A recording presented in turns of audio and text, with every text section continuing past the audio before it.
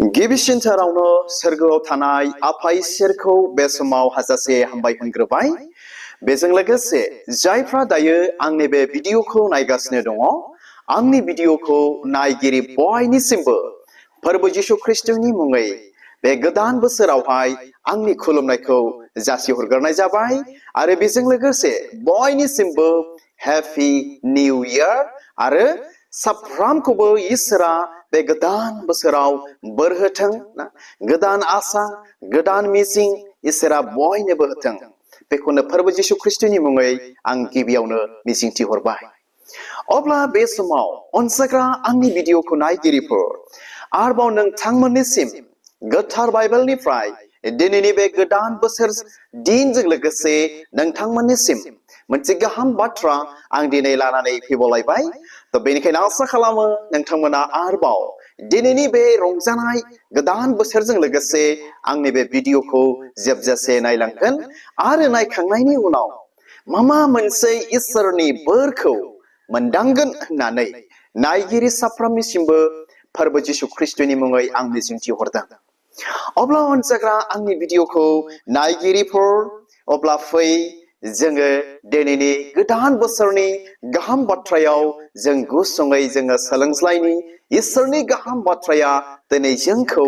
मा बुंनो नागिरदों दिनैनि बे दिनजों लोगोसे। अनसायग्रा आंनि भिडिअखौ नायगिरिफोर, दिनैनिफ्राय गोदान बोसोरा दिनै जागायबाय ना, दिनै जागायबाय, सुरु जाजेनबाय। जों मिथिस्लाबै इसोरा जोंखौ ना बासायनानै लानानै फैबाय मानिफ्राय? गोजाम बोसोरनिफ्राय। अनसायग्रा आंनि भिडिअखौ नायगिरिफोर ना, आरो जोंनो मा होबावासै? गोदान बोसोरखौ बे 2026 बे मायथाइखौ दिनै जोंनो होबावबाय। बेसेबां खुसिनि बाथ्रा अनसायग्रा आंनि भिडिअखौ नायगिरिफोर। आरो दिनै बेल' नङा ना, जेब्ला जोङो गोजाम बोसोरखौ थांनाय बे 2025 गोजाम बोसोरखौ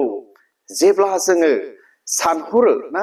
जोंहा many kinds of difficulties we have ना, जोंनि बिराद रोखोमनि सैनांनाय समयसा घटनाफोर दिनै जोंहा दङमोन। जोंहा थैनो नांगौमोन, जोंहा गोबांथार एक्सिडेन्टफोर दंमोन लाइफआव, गथ' गथायनि सायाव, फिसा फिसौनि सायाव, जाथि बंस'नि सायाव, बिमा बिफाफोरनि सायाव, मण्डलियाव बिराद दिनै बायदि बायदि दंमोन। नाथाय इसोरा जोंखौ बेफोरबादिनिफ्राय बासायनानै लाबोनानै दिनैनि बे गोदान बोसोरखौ आरोबाव जोंनो होबावबाय।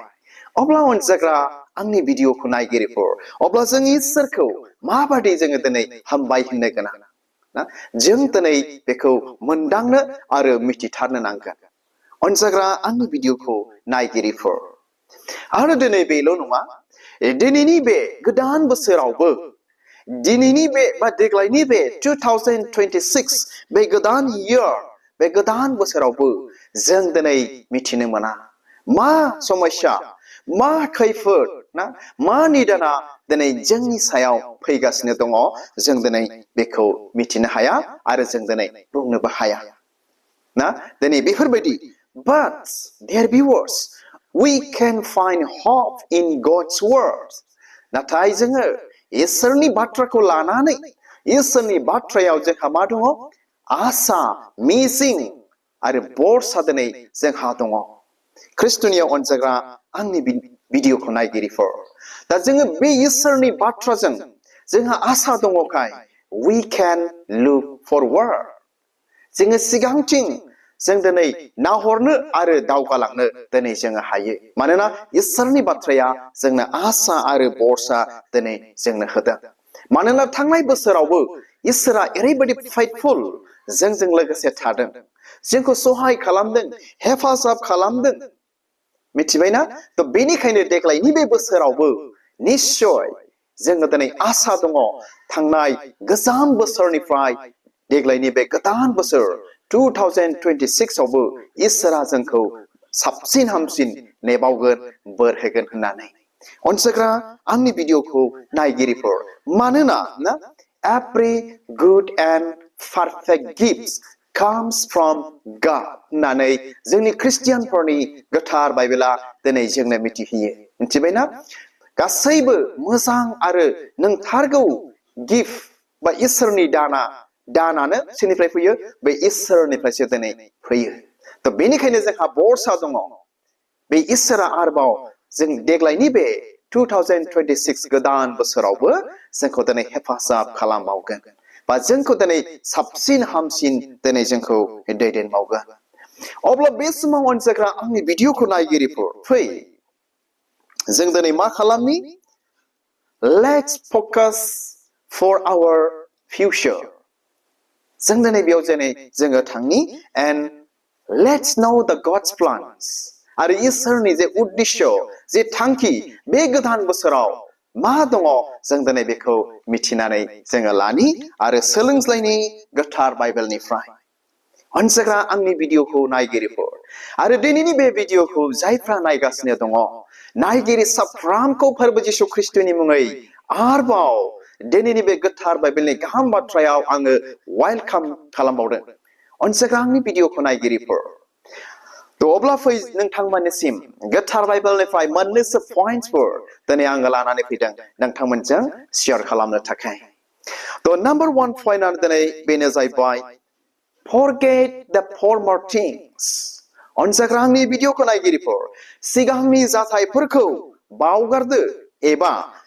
गोजाम बोसोरनि बिषयफोरखौ बावदो दिनै बे मोनसे पइन्ट नोंथांमोनजों दिनै आङो शेयार खालामनो सानदों मानोना इसोरा जोंखौ ना गोबांथार गेदेरथार अननायनि गेजेरजों गावनि गेदेरथार दयानि गेजेरजों जोंनो दिनै गोदान बोसोरखौ आगान होनो लोगो मोननो थाखाय थांनानै थानो थाखाय दिनै जोंनो होबावनायखाय ना गोजाम बोसोराव जालांनाय बायदि बोरोन दुखु मोनज्लायनाय खस्थ' मोननाय गावजों गाव खेमा होलायनो हायै गोजोननाय गैयै बेफोरखौ गासैखौबो जों दिनै मा बावगारनो नांसिगोन आरो जों दिनै बावगारथारनांगोन अब्लासो इसोरा दिनै जोंखौ बोर होगोन अनसायग्रा आंनि भिडिअखौ नायगिरिफोर गोजाम बोसोराव दिनै जोङो मण्डलिफ्राव गावजों गाव दुखु मोनज्लायदोंमोन न'खरफ्राव ना आरो लोगोफोरजों जोङो गावजों गाव थांनानै थानायाव उसुं खाथिनि मानसिफोरजों बा गामिनि मानसिफोरजों बायदि रोखोम दिनै जोङो समस्यायाव दिनै जोंहा दङमोन ना दुखु मोनज्लायनायफोरबो दिनै दङमोन जानांगौ नाथाय इसोरा दिनै गोदान बोसोर होनायखाय अनजाग्रा आंनि भिडिअखौ नायगिरिफोर let's forget the former things फै जों गोजाम बोसोरनि बिषयफोरखौ जाथायफोरखौ जों दिनै बावगारदोनि जेन' इसोरा बे गोदान बोसोराव नोंथांखौ जोंखौ जोंनि न'खरखौ बा जोंनि जिबनाव जोंनि मण्डलियाव जेन' इसोरा बोर होयो अब्ला बे समाव नोंथांमोननिसिम मोनसे बाइबेल सिरि बा मोननैसो बाइबेल सिरिफोर दिनै आङो फरायनानै खोनासंहोनो सानदों बेनि सायाव थ' बेखौ मोननो हागोन जेसाया बिजाब ना जेसायानि 43 बालाबनि 8 आरो 19 सिरिखौ नोंथांमोना आङो फरायनानै खोनासंहोनि गोथार बाइबेलनिफ्राय दिनै बेयाव बेबायदि बुंदों फोरबोआ बेबायदि होनबाय गोदोनि जानायफोरखौ अनसायखांनो नाङा एबा गोजाम बिषयफोरखौ बिजिरबाय थानो नाङा थ' खोनाबायना जेसाया बा आइजाया बिजाबाव बेबायदि लिरदों चैप्टार 43 verse 18 आवहाय जे फोरबोआ बेबायदि होनबाय मा होनदों गोदोनि जानायफोरखौ अनसायखांनो नाङा एबा गोजाम बिषयफोरखौ बिजिरबाय थानो नाङा बेनिखायनो अनजाग्रा आंनि भिडिअखौ नायगिरिफोर let's forget whatever we have done mistake ना last yearआव थांनाय बोसोराव बेखौ दिनै जोङो बावगारदिनि जोङो दिनै बेखौ बावगारदिनि बेखौ दिनै जोंहा बिजिरबाय थानो दिनै जोङो नांलिया मानोना फोरबोनि गोथार बाइबेलनि गाहाम बाथ्राया दिनै बेखौनो जोंनो फोरोंदों जे गोदोनि जानायफोरखौ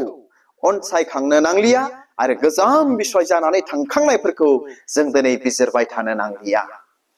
अनजाग्रा आंनि भिडिअखौ नायगिरिफोर बेनिखायनो बे बाइबेल सिरिनि गेजेरजों आं दिनै बेखौनो खावलायगोन जायफ्रा दायो आंनि बे भिडिअखौ नायगासिनो दङ जोंनि गेजेराव दुखु मोनज्लायनाय न'खराव मण्डलियाव गावजों गाव बिसासिफोरनि गेजेराव मिनिस्ट्रियाव बेफोरखौ दिनै जोङो मा निमाहा होस्लायनानै जोङो बावलांदिनि आरो गोदान गोसो मिजिं लानानै जों दिनै आगान सुरदिनि अनजाग्रा आंनि भिडिअखौ नायगिरिफोर आरो 19 लिरदोङो नाय आङो गोदान खामानि मावदों बियो दानो बेरखाङो नोंसोरो बेखौ सिनाया खोमा आङो मारु गोरान फोथारावबो लामा बानायगोन आरो गोरान हागुङाव दैमाफोर बोहैहोगोन होननानै बुंदों अनजाग्रा आंनि भिडिअखौ नायगिरिफोर जों जेब्ला इसोरजों हामजा जानाय गासैखौबो खेमा होनानै जों जुदि फैयोब्ला बे इसोरा बेबायदि जायगाफ्राव दिनै लामा बानायगोन मारु गोरान फोथारावबो बा हागुङावबो मा खालामगोन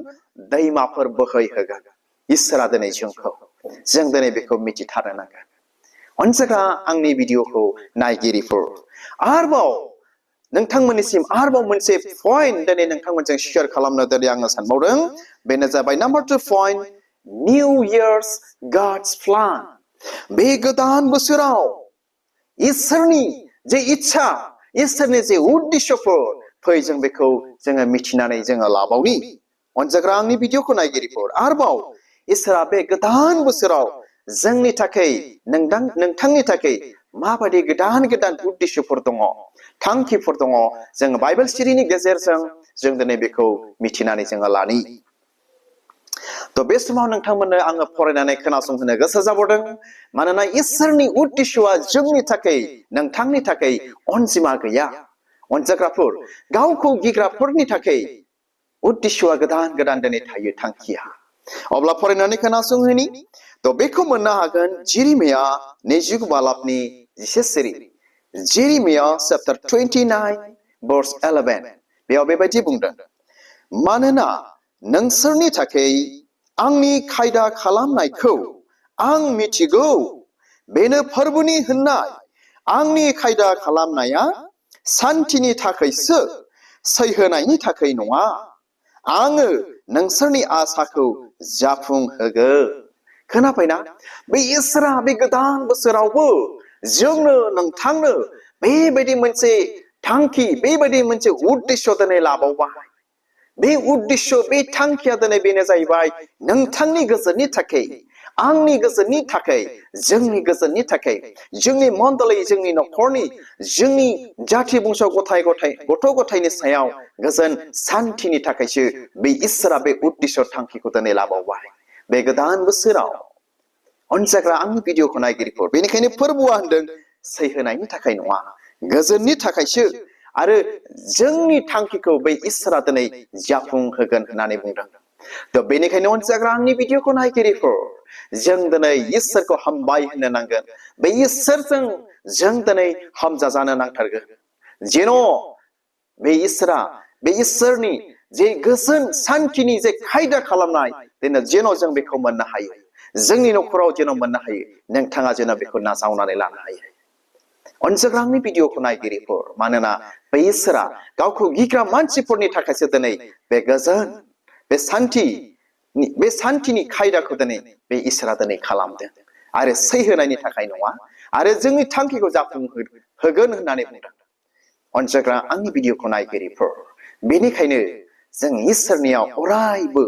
हामजा जानाय जाथारनो नांगोन आरोबाव मोनसे बाइबेल सिरि फरायनानै आं खोनासंहोनो गोसो जाबावदों तो बेखौ मोननो हागोन Proverbs chapter 3 verses 5 and 6 बोसोन बिजाब 3 बालाबनि 5 आरो 6 सिरिखौ नोंथांमोननो फरायनानै खोनासंहोनि आं फरायनि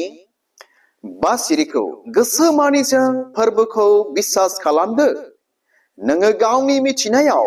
बरसा खालामनो नाङा 6 सिरि मोनफ्रोमबो खामानियाव फोरबोखौ गोसोखांनानै मावदो बेनो नंथारगौ लामाखौ नोंनो दिन्थिगोन खोनाबायना बे इसोरनाव दिनै बे गोदान बोसोराव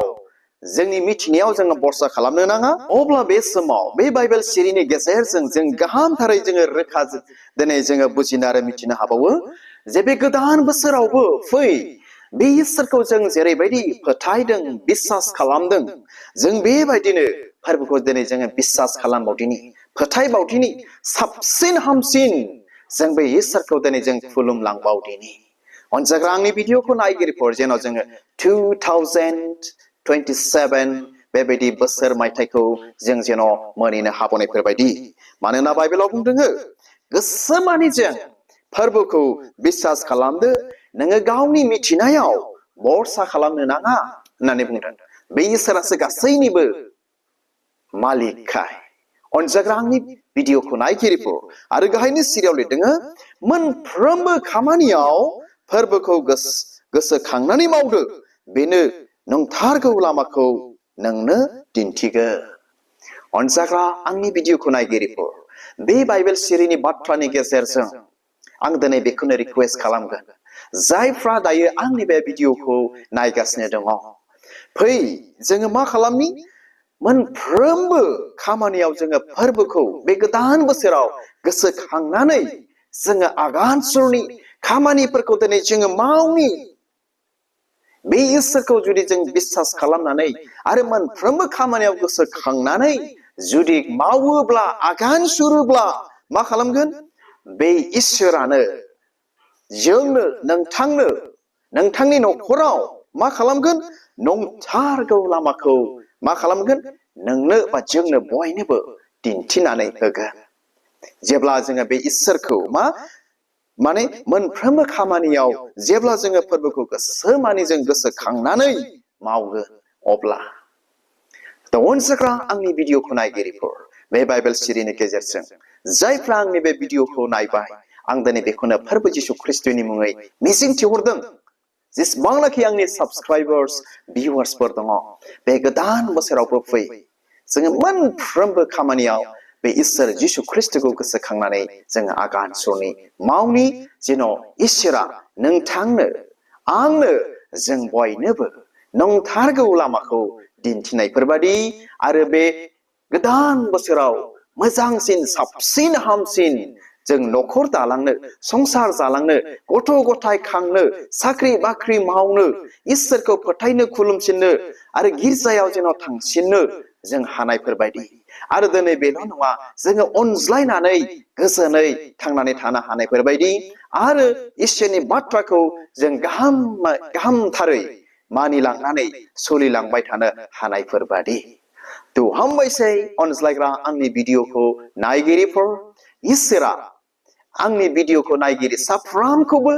आंनि जेसेबांनाखि भिउवार्स साबस्क्राइबार्सफोर जेसेबांनाखि दङ बे गोदान बोसोरावबो नोंथांमोनखौ बोर होथों हेफाजाब खालामथों हामबायसै अनज्लायग्रा आंनि भिडिअखौ नायगिरिफोर बे गुसुं भिडिअखौनो आं बेयावनो दोनबाय इसोरा नायगिरि साफ्रोमखौ बोर होबावथोंसै गोजोन्थों खुलुमबाय